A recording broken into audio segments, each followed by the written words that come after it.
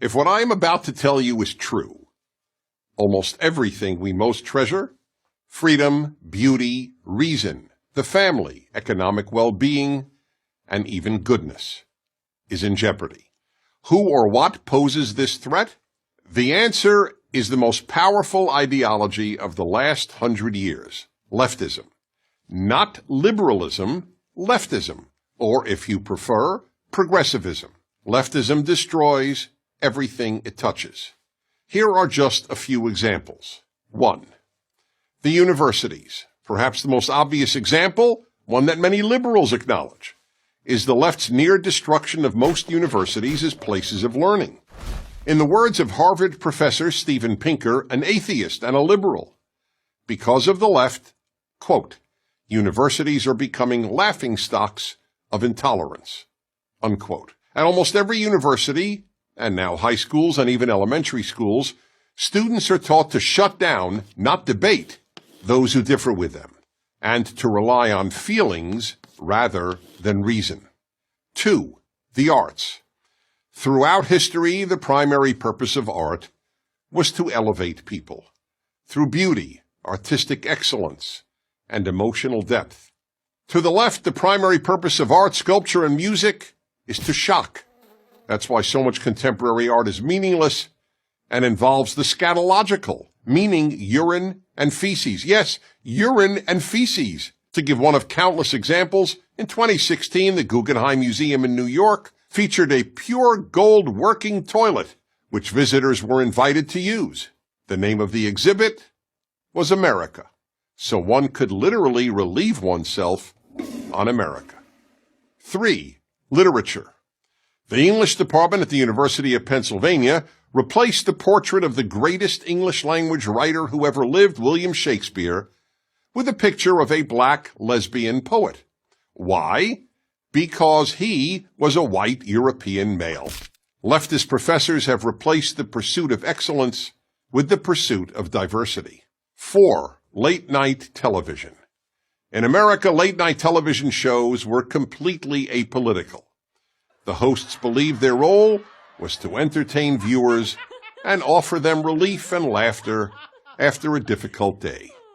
No longer, you cannot watch late-night television if you just want to be entertained. Late-night TV is now left-night TV. 5. Religion. The left has ruined much of mainstream Protestantism and Catholicism and non-Orthodox Judaism, which are now little more than left-wing organizations with religious symbols. In many churches and synagogues, one is more likely to hear the clergy talk about political issues than about any other subject, including even the Bible. 6. Free speech. If there was anything virtually every American considered a bedrock value, it was freedom of speech. Yet the left is destroying even this unique American achievement. Almost half of America's young people say they believe in free speech, but not for hate speech. Yet the whole point of free speech is that it allows people to express any political or social position, including what any one of us considers hate speech. And hate speech now means any position the left differs with. 7. Race. America has become the least racist multiracial society in world history. On a daily basis, Americans of every race and ethnicity get along superbly. But the left constantly poisons young minds with angry diatribes about systemic racism, microaggressions, and white privilege. 8. The Boy Scouts. The left is destroying the Boy Scouts. They're not even the Boy Scouts anymore, they're just the Scouts. The left forced them to admit girls. Here's the thing about the left. It only destroys. It doesn't build. The Boy Scouts have helped shape tens of millions of boys into independent, strong, good men. So where's the left-wing version of the Boy Scouts? It doesn't exist. There is none. 9. Male-female. In some ways, scariest of all, the left is committed to ending male and female as distinct categories. Children are increasingly raised not to think of themselves as a boy or a girl. Teachers are told not to refer to their students as boys or girls, just students. In New York City, Parents do not have to check off male or female on their newborn's birth certificate. They can check off X.